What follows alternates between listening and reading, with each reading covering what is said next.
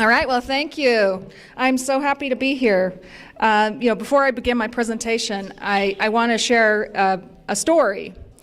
When I was in graduate school, I got my master's in public administration, and I took a nonprofit management course. And we had an assignment to write a paper about how the nonprofit sector had impacted our own life, and we just had to pick one. And as I started thinking about the assignment and my life and nonprofits, it became pretty clear that nonprofits are critical to the quality of our lives. And so here's a few examples. I was born in a nonprofit hospital. I was in Utah. I was Intermountain Healthcare. Here, that might be Sharp Healthcare or Scripps. How many of you knew that was nonprofit? I attended college at the University of Utah. Go Utes! Nonprofit. As a young girl, I was a Girl Scout, and when my daughter, who's now 24, when she was of age, she also became a Girl Scout. In fact, I volunteered to be a cookie mom, and that was a big job. And I remember driving to the bank with $5,000 and $1 and $5 bills. It was crazy. And then, when my brother decided to break free from drug and alcohol addiction after 40 years, he sought services from a nonprofit provider. He now has 6 years in recovery, and he's actually running the program that helped him get clean. And then finally, I want to introduce you to, let's see if I go the right way. Oh, I gotta click it over there. And do I go up or down? Down. There we go. All right. In our family, we like to say rescued is our favorite breed. And so this is Beaker and Taffy, my dogs. And thanks to a couple of animal welfare organizations, they had the opportunity to come to my place. And Beaker on the left, he was actually used in laboratory medicine, and he was released, and I adopted him when he was 2. And then Taffy on the right, she was found abandoned in a field. So I'm certain that if you had the same assignment, you would find that nonprofits are, that's where it's at.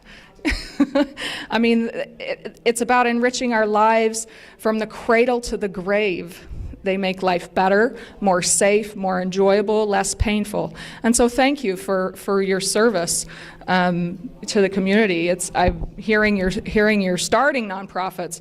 You think grant writing's scary. That sounds frightening. So thank you. So, all right, tonight's presentation, hopefully it's not going to be like this. What I hope to cover tonight is I want to provide kind of a landscape, fundraising landscape, kind of a big picture view. I want to talk about who provides grant funds, the pros and cons of grant writing as a fundraising technique. I want to talk through the development of how to develop a case for support and learn some of the core questions that you'll be asked. And if you can learn those core questions, you have everything down. We'll talk about funding search, and then I'll talk about some tips and tricks for grant writing. Is there anything, any questions or things you'd like to hear tonight, and I can make sure that I cover them? How to do a budget. Okay, we'll talk a little bit about the budget. Okay. Are there any books or manuals or anything you might recommend that would be of help? Sure, yes, and I have some handouts as well that will be helpful. Yeah, compensation for fundraising. Okay. Yes, I'll touch on that as well. Areas where nonprofit grant writing differs from grant writing in other areas, maybe business or research. Okay. Anybody else?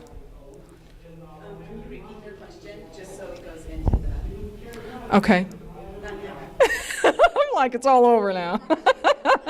Too late. Okay, so let's talk about the fundraising landscape.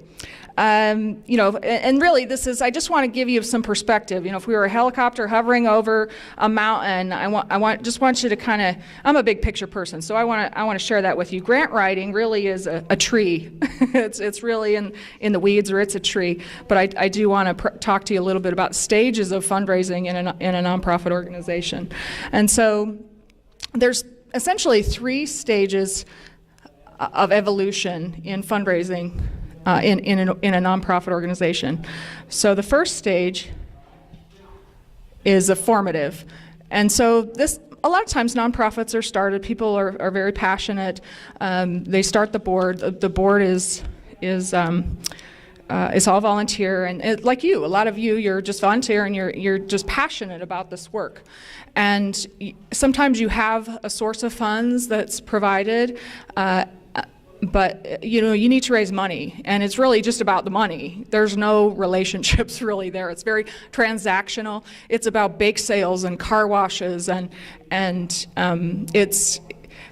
it really is a kind of a dirty word. They don't want to do it. Board members don't want to do it. We don't want to raise money. Why do we have to do this? It's such a pain. We just want to help people. We just want to help people. Right? Is that kind of how you're feeling about it? So that's kind of the first stage. So then the second stage is normative. So the organization gets established and they say, you know what, we're ready to bite the bullet and we're going to hire ourselves a development director. And then it's like, oh yeah, we got that development director over there. She's going to do all the work. And I got to tell you, there is no we're not miracle workers. But they think, oh, we'll hire a hired gun grant writer and they'll just do it. And this is kind of what it feels like. That's what it feels like. You're a lot of pressure. You're working a lot of hours, and it's, people expect you to be a little bit of a miracle worker. So and so then the final stage really is where you want to head. Oh, I missed it. This one. Yes, the integrative. So everyone in and around the organization understands that it's about it's philanthropy is the key to fulfilling the mission. Gifts of talent, time, and treasure are what you need to advance the work. So you all need to be knowing how to gather those resources. So everyone from at every level of the organization. So, I worked at the food bank. We had a guy who worked in the warehouse. He maybe made $9 an hour, but he got his grandma involved. Grandma made a $10,000 gift to our capital campaign. So, that warehouse worker, he was excited. He worked there. He knew the mission, and he got the people in and around him involved. And that's what integrative means, that you actively collaborate with everybody, and it's about your mission. So, this really doesn't just happen. It's intentional, it's strategic, it involves everyone around the organization. And there are many techniques to raising money. They all have pros and cons. And grant rating is just really one of those. You could have events, you could have sponsorships or online giving or planned giving, direct mail, or you can, the best way to ask for money is really a direct face-to-face solicitation. The best development operations will capitalize on their strengths, have a diverse mix of how this revenue comes in, and everyone is committed to sharing the story of the work of the organization and its impact in the community.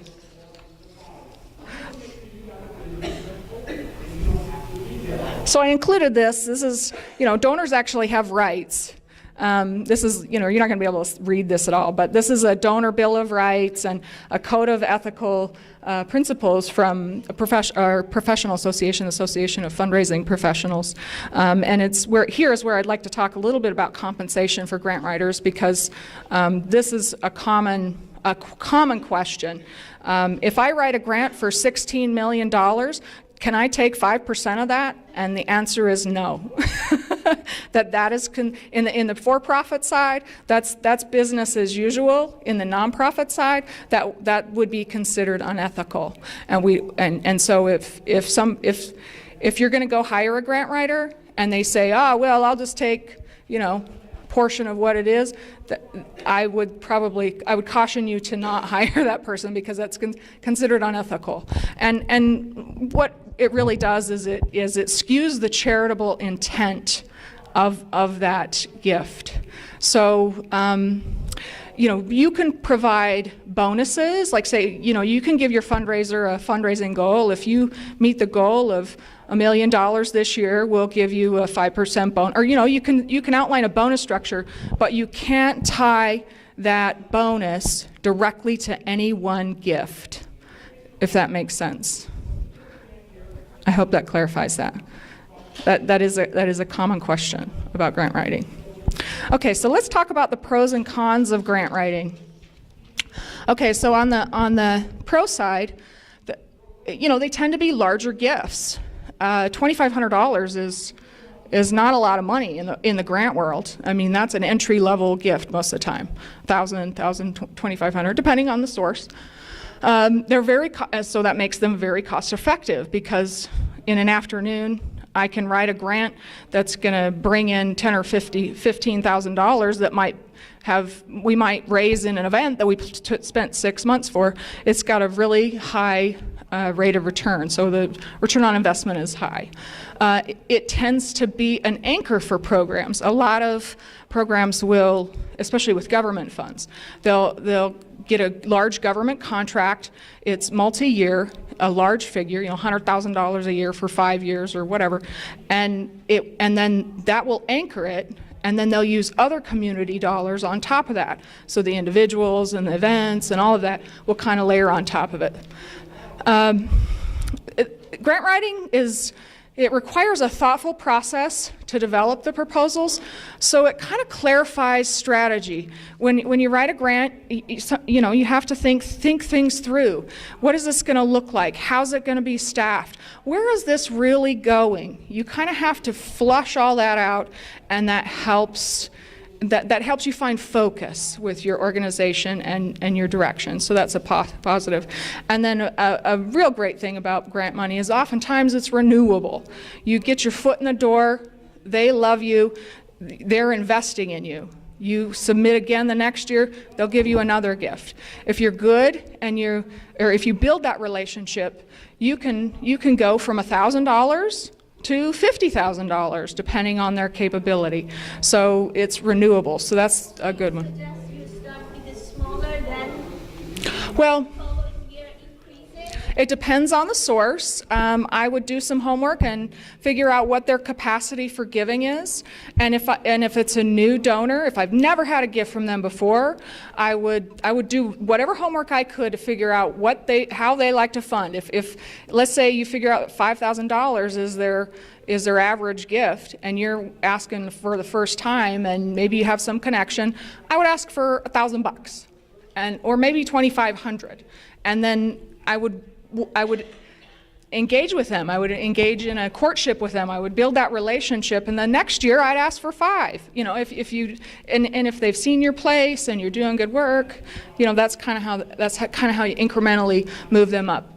The fundraising is all about relationships. So if you can do that really well, you'll win. So the cons are that you have a delayed decision. If you need a lot of cash right now, grant writing's not the best way to go about it. The delay may be anywhere from a month to 6 months before you get notification of an award. So that's a con. It's deadline driven. Those deadlines, it's like you have to hit them. And so it demands consistency. It's also a one-way communication. You really don't have any opportunity. If they're reading your proposal and they're like, what did they mean by that? You have no opportunity to have a rebuttal or, what I meant to say was, and so it's kind of a drawback.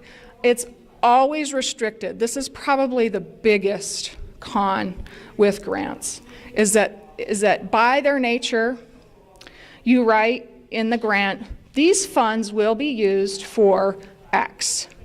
And that is exactly what you have to use those funds for. So you have to keep that in mind.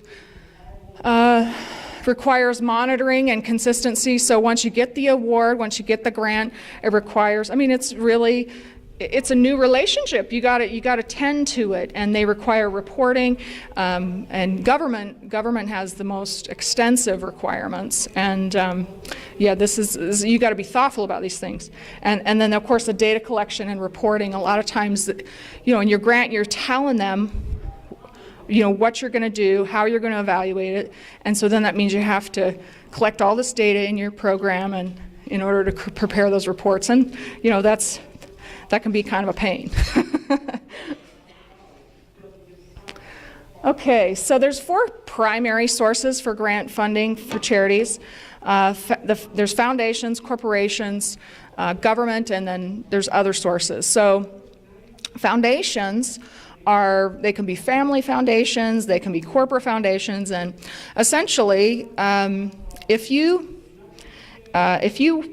let's say you're affluent, you have a lot of money, and you want to give back, and you want to you want to start a foundation, you want a vehicle to make gifts to your passion. So you'll put money in an account, and it will accrue interest, and that money is sheltered from taxes. It's a nonprofit, and by law, you have to distribute at least 5% of the assets every year. So what that means is, if I invest in the market or whatever the return is, I'm going to give away. But the law says I have to give away at least 5%. So just as an example, I looked this up today. The Bill and Melinda Gates Foundation, they currently have assets of $41.3 billion. So each year, if you do the math, and I know Robbie back there, he's doing the math in his head, they have to give away at least $2 billion every year. So their foundation is very sophisticated. They probably have a couple hundred staff. They're a full-on organization.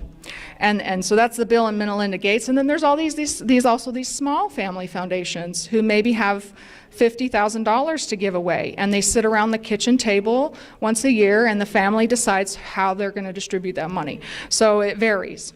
Here in San Diego, we have more than 600 foundations making grants totaling $287 million every year. And then an additional $200 million comes into the community from foundations outside of San Diego. Is there one place to find that information, or do you have to do a lot of research in different areas?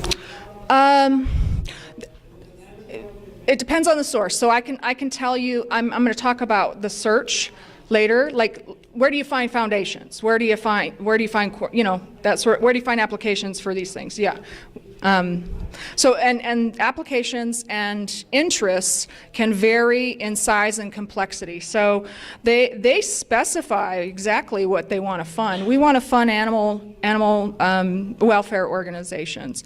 We want to fund. It can be broad. It can be, we want to fund social services. That's pretty broad. Or it can say, we want to fund substance abuse treatment programs. So they get to say how they direct their money. So people like me, and now you, are going to say, all right, here I am. How do you determine what foundations have already they've already included or have a set target on who they're going to give it to, so you don't waste your time with your grant writing? Yeah, that's a good question. So you want to vet the source and make sure that it's a good fit for your work, and the tighter the fit. Ideally you would call them up and you would vet your project with them. You'd say, before you spend any time, you should call and say, gosh, I've got this great project. I reviewed all your materials. I think it's a good fit with your work. And they'll tell you, and if they say no, a lot of times you will get resistance. But if you feel like it's a strong enough fit, and they're especially if they're local, and you can get their ear somehow, or you have a board member or somebody who knows somebody, and you can somehow showcase your program, that is helpful that will help your application, because you'll have had a date or two with them. Corporations. So corporations, they're like a spider web. I mean, every corporation is so different. That's how I describe it. Some of them have pots of money that the local stores can give away, and they have a one-sheet application that you send in. Others have formal foundations that are back east that you submit your stuff there. And so sometimes it's really just a lot of footwork to try to figure out how to apply or how they like to give money. But you can find some parallels with your service and the corporations that might have an interest with your work, because corporations generally are looking to co-brand with you. They want the good mojo that comes with your work attached to their corporate brand. So it can vary from corporation to corporation. The government is essentially, they're looking to fulfill the spirit of legislation. They pass the laws and then they third party it out to groups like yours. So they send out these requests for proposals. It's the most restrictive because it is fulfilling the spirit of law, but it often it involves larger multi-year awards, and it could be federal, state, or local government grants. And then other sources, the Rotary Club, the Junior League, some of these community groups will sometimes have mini grant applications that you can submit for various projects. Good question? Policy in place where if you don't receive, if you don't win that bid, then you are entitled to the contracting officer to tell you why. Let's say it's pricing. For foundations and corporations, is there a policy in place for grant writers to understand what they do wrong? No, I wouldn't say, like government's like, very rigid and, regulated. I would say it's a good idea to seek feedback. If you feel like your project's a good fit with a source and you get declined, there's nothing wrong. They appreciate it. Gosh, I just wanted to call and see we submitted. Do you have some feedback for me on the application? And that will help you. I mean, sometimes that can help you with your future application. A lot of times, I could write these denial letters in my sleep. A lot of times, we have more applications than we have funds to give. That's a lot of times what it is. But sometimes you can get really good feedback, and so I would advise that. So. What can you do to make your application more visible in comparison to the rest of them? Because most of them get a lot of applications. So what is it you have to do uniqueness about your grant so it puts you ahead of everyone else? Yes, I'll continue on and we'll cover that. Yeah, it's really about it's about following directions. It's about painting a picture and following a recipe. That's how I describe it. I got one question. To what extent are these foundations and corporations treating you like, say, in the publishing industry or the music industry, where they have to have it has to be solicited, it can't be unsolicited? Say that one more time. Will foundations usually look at a proposal or a grant, you're requesting a grant, if it is unsolicited? If they don't have somebody say, they've already. I mean, a lot of times they'll say whether or not they accept unsolicited grant proposals or not. Sometimes they say, no, absolutely, we're not. And so if that's the case, you can always call and ask, hey, I saw that you don't accept unsolicited grant proposals. How do I become a solicited grant proposal? I mean, it's a conversation. So, ideally, you wouldn't do all of it's a lot of work to put a document together sometimes. And so ideally you would vet it a little bit before you go through all that work and send that, I would never just blast a bunch of sources with your template grant or whatever. It's not gonna be funded. So yeah, you just gotta be really thoughtful. Do your homework on the front end, and that will maximize the odds of getting it funded. Okay, so let's see. Oh, and I wanted to talk about federated giving a little bit. So combined federal campaign, state charitable giving campaigns.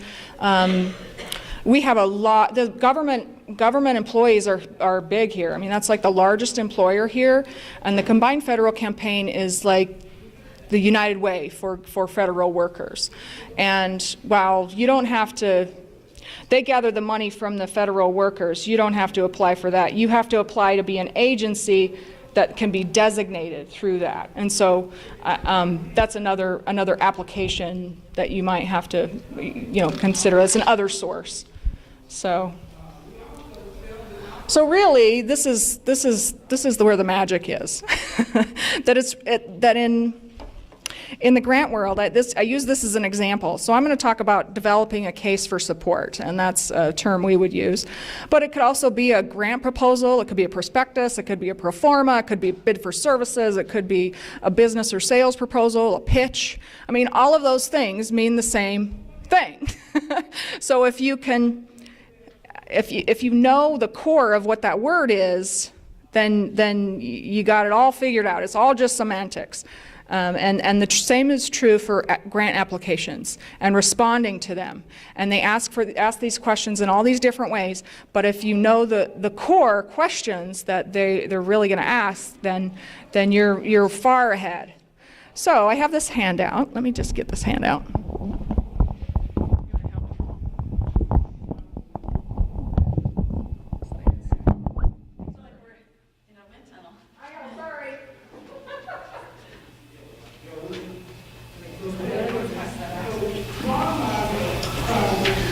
So I came up with, do I need this really?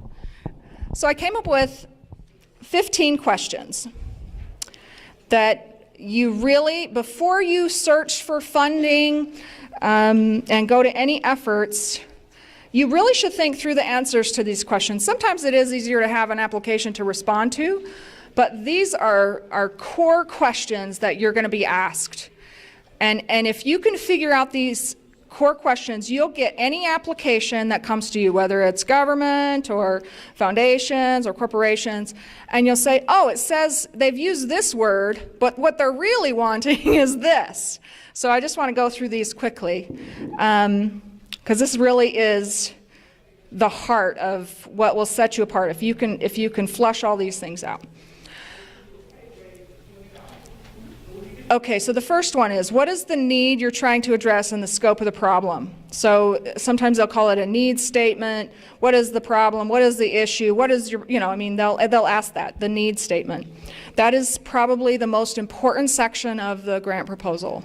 Everything else ties right back to the need statement. You are addressing a need in the community. It's not. And the need isn't that you're gotta have to shut your lights off next week. The need is about the clients that you're serving. Even though you want to say that, but it really is about the need that you're trying to, or the problem you're trying to solve in the community. Why do they care? Why did you call them up? Because you have that common interest. They care about what you care about, and you need their funds.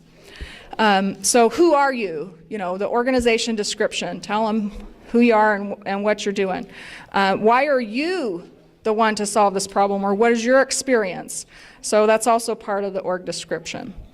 What strategies or techniques will you use to solve the problem? So, what is the program, what is the project description? What are the activities? Well, we're going to start a transition home, and it's going to be a 10-bed home, and we're going to have case managers, and we're going to provide counseling and life skills, or, what does the project look like? How will you deploy resources? So, let me change this. Okay, actually. I'm slacking here. How are you going to deploy resources? So how is the project staffed? I'm going to have 3 people on. It's a 24/7 facility, so I got to have 2.5 FTEs. All of that stuff you got to think through. How are you going to maximize resources? This is a real sticking point with donors. They want you to maximize the money they give you, so they want you working with everybody. They want you to partner. They want to know it. They want you to have volunteers involved in your organization. They want you to know that there's an organization down the street that delivers similar services, but you do it a little bit differently because the need warrants it. You really need to be thoughtful about that. And then what are the project goals and objectives? What are you trying to accomplish with your program or project? What is the time period? If you're ongoing operation, say that. This is an ongoing operation. We run on a July to June fiscal year. Tell them that. It's an event. We start the planning in June. We have the event in December. How you evaluate its success. This evaluation is also, like, they want to know you're working with others, and they also want to know the return on their investment. What is the return on their gift? And the last time she talked, Frances, right? She talked about return on mission. They want to know the difference that their money made, or in the community.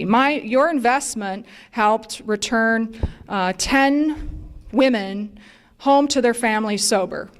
Your money, whatever that is, that you just need to describe that for them. How will you share those results with them? In terms of, you got to report back to them. And then what will it cost? Somebody asked about budget. And so you have to think through all of the elements of your staff and the utilities and everything that goes into that project and how much it's going to cost. Who has supported this project? Most of the time it's considered pending and committed sources. They want to know who's come in already. They look at those lists. Who's given you money already? And who have you solicited, who are you anticipating soliciting for this project? And because they're investing in your project, and they want you to have your eggs in multiple baskets because they want your project to be sustainable. They want sustainability in their investments. So they want to see that you're kind of out there and that you're gathering resources from a bunch of sources. And then what is the capability of your team to solve this problem? That's your key staff. A lot of times they'll ask for key staff. We've got a master's level social worker who's been doing counseling for 30 years. Just tell them why they're on your team. And then how you'll share information with the community. How will you get the word out about your services? Or how will you market this information to get clients in, or that sort of thing? And then how will you acknowledge their contribution? So these questions are, if you can just answer these, and these are just core questions. And I can pick up any grant application, and you'll see the similarities. They'll just use different words. So this takes a little bit of time to fill this out, to do this work. This is what scares people about grants. Because it takes a lot of thinking and processing of information and refining, and when I said that grant writing is a pro, it's a positive thing, is it helps you define your focus, and it gets you clear on what you need to do. A challenge as a grant writer for me is most of the time I'm not the one administering the money. I write the grant. I have to tease some of this out of program directors and get it in the document, but I'm not going to be administering it, and so they have to own it, because if that money comes in, they have to do it. It's like a contract, and they'll be reading it and they'll be saying, "Oh, you mean we have to do this? What? You just changed my job description." And so you really need to bring them along in the process, because once that check comes, or once that contract comes, you're committed. It's, you have to do what you said you were going to do. So any questions about these questions? This really is where the magic is. This is where all the work is. Do you like itemize the budget and everything like that? Like, how would you general outline whatever. Like, even if you had to pay a grant writer to get the grant, like, you would put $2,000 into the grant writer or whatever it is. She asked if you itemize the budget. Just wanted to share that. Yeah. If you usually I'll do a simple budget that speaks to salaries and just high level line items. Sometimes they have a specific format that they want it in. They want 3 years history and they want certain categories of stuff. And sometimes you have to take the financials that are prepared and squeeze them into their format. But I think sometimes people forget certain expenses. They forget to include certain things that are activities in their organization, supplies, and I usually would try to roll those up. You don't want to put like art supplies and toilet paper, and you don't want to be like that. It should be itemized. It should be kind of high level. But everything in that budget needs to tie back to your description. And that description needs to tie back to, the need. Everything should tie right back to the need. And so those expenses should be reasonable to what the project scope is. Everything you should have this line that just ties the need statement ties everything together. So I hope that helps. Do a lot of grants that are granted, do companies put those on their website so people can see a sample of the grant that won? Do some companies do that? They're not going to do it, but you can ask. If you know of somebody who got an award, and you're partners with them, you're collaborating with them, that's brilliant. That's a great idea, because if they got an award, then you're looking at a fundable application in their eyes, and so that's always helpful to do that. So I got a question back there.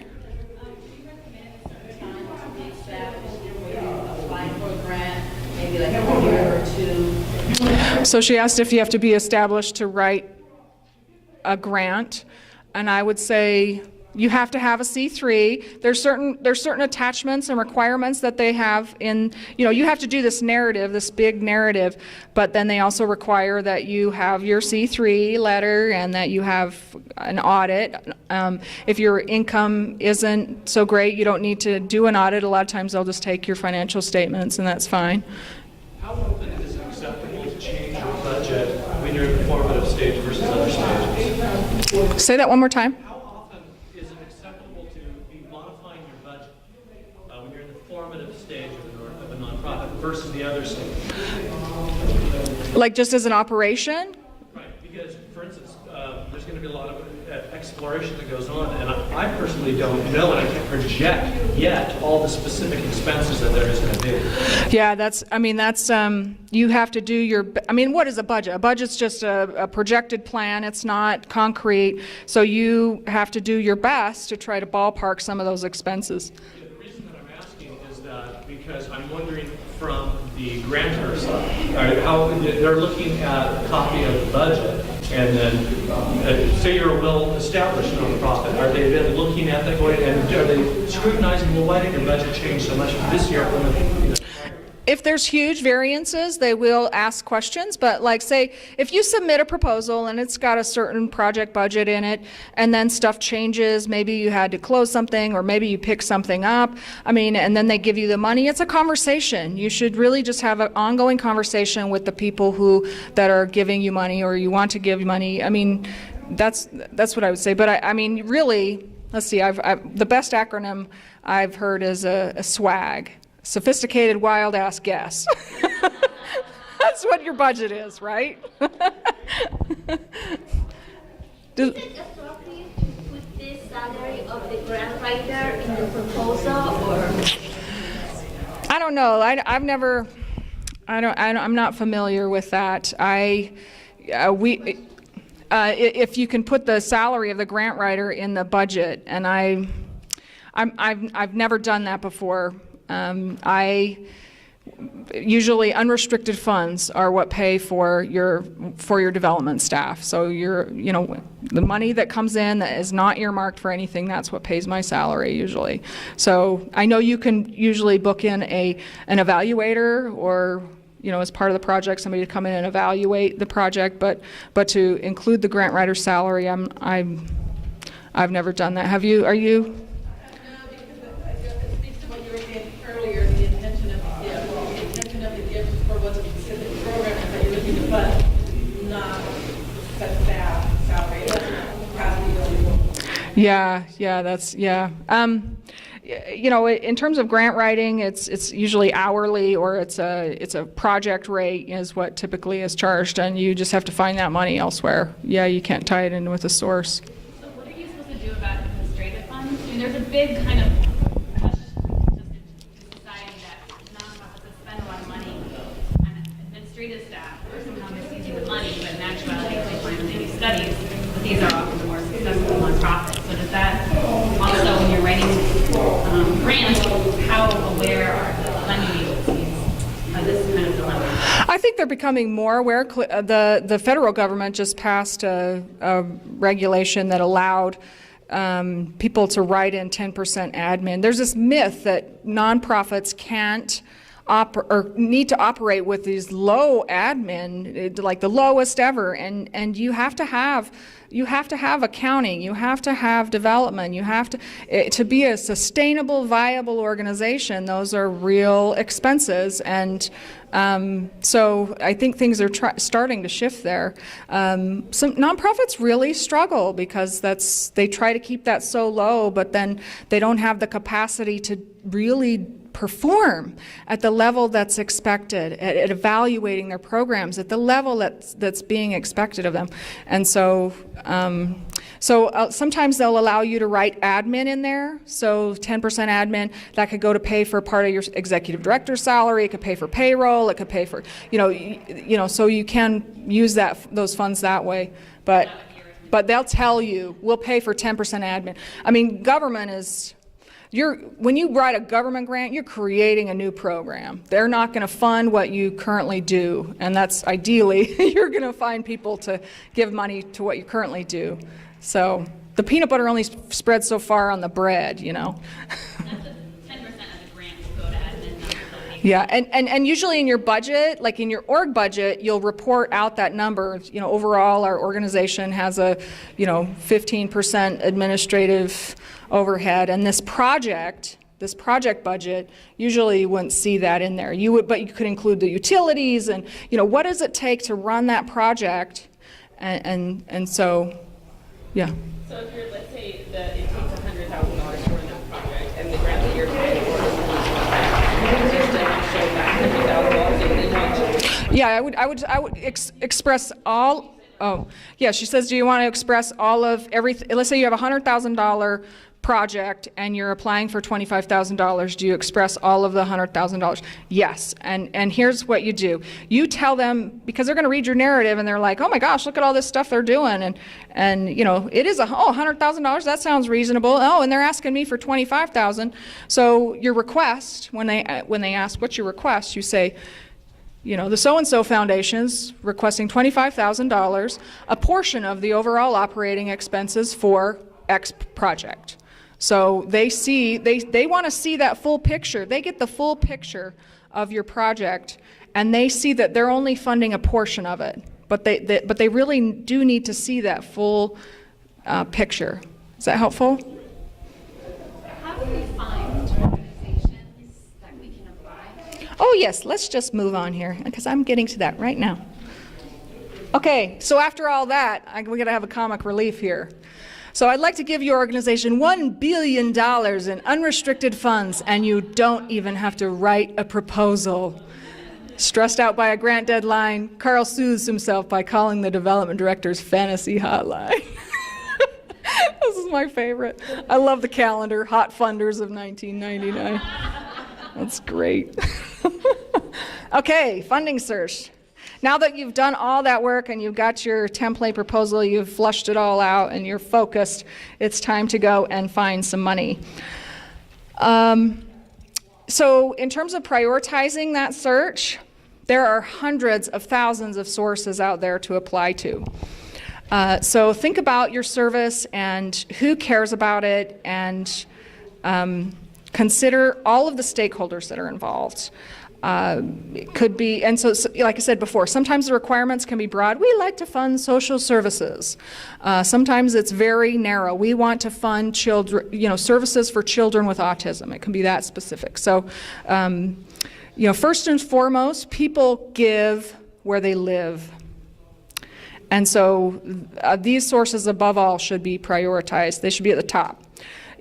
Just like romantic relationships, long distance is difficult. And so it's true with funding sources. I mean, you're building a relationship with them, and when they're farther away, it's more difficult to build that relationship, and you might be competing nationally. So the competition is much stiffer for your application to be funded. So if you have a list of sources and you have a few that are local, those go right to the top if they're a fit with your project. A bird in the hand is worth two in the bush. So, I mean, charities just dismiss, not unintentionally, they often think about, we just got to get new donors. And a lot of times they have a lot of people who are involved who they're just neglecting.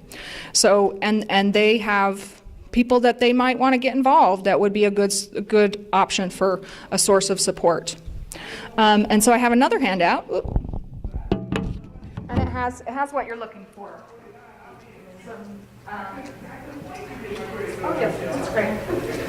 It has a list of resources. These are some of my favorite resources of places, websites that you can visit to get information. Would you mind? I might need one of those. Thank you.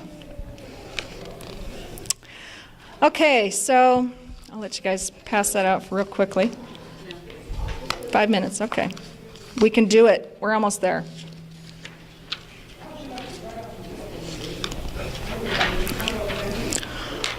Okay, so some of these will provide information about giving, but I've found them to be fabulous free resources. Sometimes they say, you can get this subscription for $500 a year so you can search our database to find sources, and I wouldn't do it. I just won't do it. You can find all that you need for free.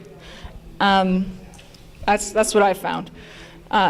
So the first one is give.org, and this is really, some of these are, you wouldn't go there to find sources, but it really is a great site to look and see what the accountability is for charities, and what some of the standards are that they've come up with are pretty good, that you should think about for your charity.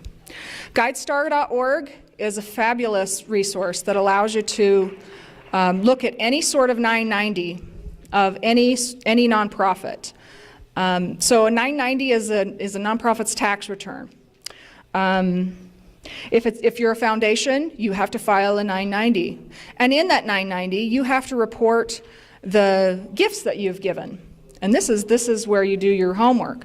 You figure out that they like your cause, and you look at their 990, you look at what they funded last year, and you look at the amounts that they gave. It says, we gave Ronald McDonald House $10,000. We gave, Volunteers of America $5,000. You can see all that in there. So then you can kind of get a sense of what their capacity is for making a gift, because you don't want to ask for $1 million when all they can give is $5,000. On that particular resource, I've been there and looked at it. Do you, when you're looking for something or scouting for a source, a funding source, do you look at 1 year and compare it to the year before? So if they only give you McDonald's, house and this, and these 5 ones this year and the year before and the year before, you just pass it so you can save your time and do something else? Well, if you are operating a Ronald McDonald House only with a little different twist, no, I would say they like this project, and they may be a good fit to fund mine. And that's when I said that it's renewable. they'll continue to give you something every year if you reapply. So that's why Ronald McDonald's House is in there every year. And if they're good and they're building that relationship, you'll see slight upticks in those gifts. It'll go from 5 to 7,500 to 10,000, you know, that sort of thing. So does that help? Yeah, because that is helpful. And then the other resource that, besides GuideStar, I usually look for different charities, but Foundation Center also has a fabulous free foundation search that you can plug in anybody's. That's where I found the Bill and Gates Foundation and what their assets were. And you can pour over their, I don't even know how long their 990 was. I didn't even attempt to open it. It's going to be big. So that's another great source. The board source is a great resource for boards. Like I said, some of this isn't all grant, but these are my favorites. Sources. TechSoup. If you need technology for your 1 minute, where'd the time go? If you need technology for your organization, go to TechSoup. You can get software for $40. Adobe Professional, several $100s is $40. So yeah, go there. All you need to do is send them your C3. Grants.gov, that is really a meaty, hearty database of every government source that you could apply to. So go there. So there's some resources there. I gotta go. See you later. I also brought a book of lists. If you remember the book of lists, the San Diego Business Journal publishes a book of lists, and they list all the foundations here locally. Okay, let's see. I gotta go. Is it a good idea to put pictures in your grant application? You can, depending on the space. I would be thoughtful about that. I wouldn't attach stuff. Most of the time they don't want attachments. So. I like if it was in a document. Yeah, I mean, I think it can help. It breaks up the text. Use headers to break up the text. So, okay, I need one more minute. We have time for one more question. And wasn't Janeal fabulous? You know, thank you so much. So we have one more question only. Anybody have a question? Yes. How long are the pages usually for the grant? Like, I know that what's the standard, like, writing a grant? They'll tell you. Yeah, they'll tell you. If they don't have one, I would say 3 to 5 pages. And more and more, they have more of a, you can submit, which is brilliant. They have a letter of interest. So before you submit a full proposal, they want a letter of interest. They want to hear a little bit about your project, which is great because you don't have to do all that work. So. I have one question that everybody should be asking you. You have the portable freelance. Yes. Yes. Yeah. That was multiple questions in one.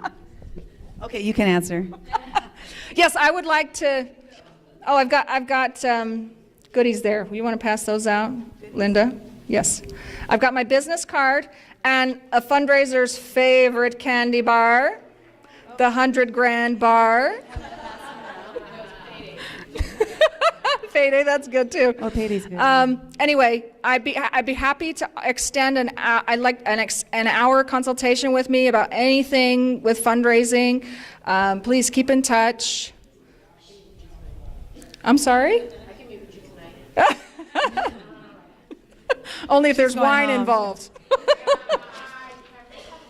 Okay. All right. Yes. So please, my card is coming around. Please give me a call if you have any questions. I apologize that I didn't get time to finish. That was just wonderful. Thank you so much, Janeal.